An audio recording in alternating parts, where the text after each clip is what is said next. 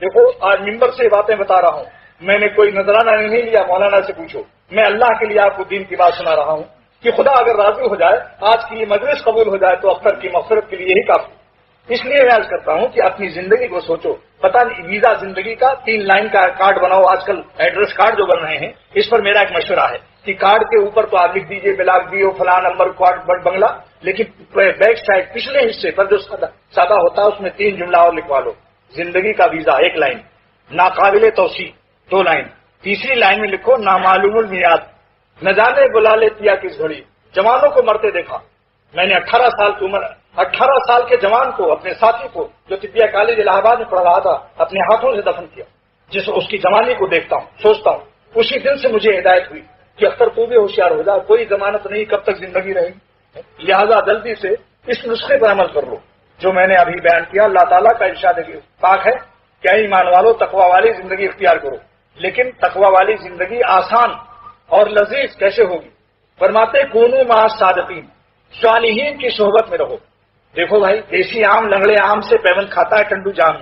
میں نے وہاں تقریر کی تو 35 MSc اور 11 PhD تھے وہاں، اس سے کم کے لوگ لیے نہیں جاتے۔ انہوں نے دن میں ہم کو دکھایا کہ دیکھیے صاحب، دیسی آموں کو ہم لوگ لنگڑا آم بنا رہے ہیں، ان کے ساتھ دیسی آم کی شاخ کو لنگڑے آم سے ملا دیا اور کہنے لگے لنگڑے آم کی لذت اس میں آ جائے گی، خوشبو بھی آ جائے گی، دیسی آم کو نیچے سے کاٹتے رہیں گے، اوپر سے وہ لنگڑا آم بن جاتا ہے۔ نام کا لنگڑا آم ہے مگر بڑے بڑے لنگڑوں کو تگڑا کر دیتا ہے۔ نام تو اس کا لنگڑا آم ہے، لیکن اگر لنگڑا بھی کھا لیتا ہے تو کودنے لگتا ہی نہیں۔ بتائیے بڑے میاں،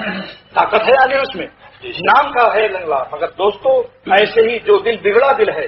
جو بگڑا دل ہے اگر اچھے صالحین کی صحبت میں پا جائے تو بگڑا دل تگڑا دل ہو جاتا ہے۔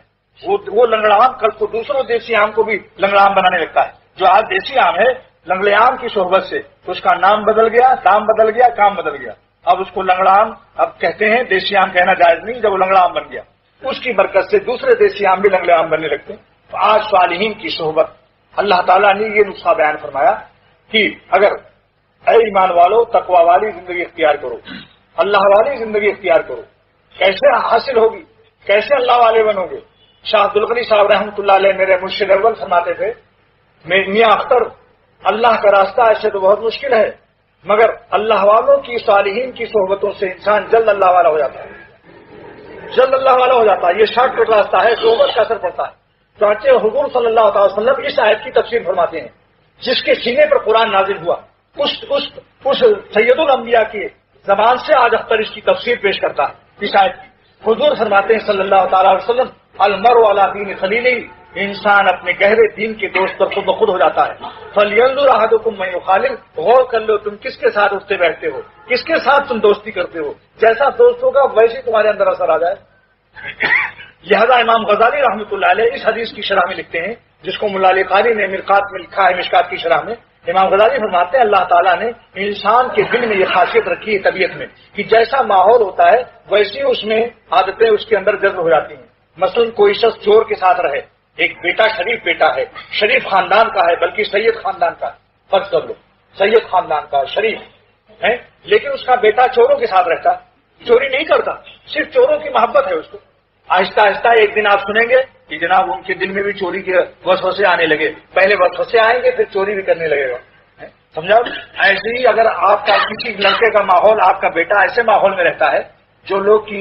یعنی عورتوں کے چکر میں پڑے ہوئے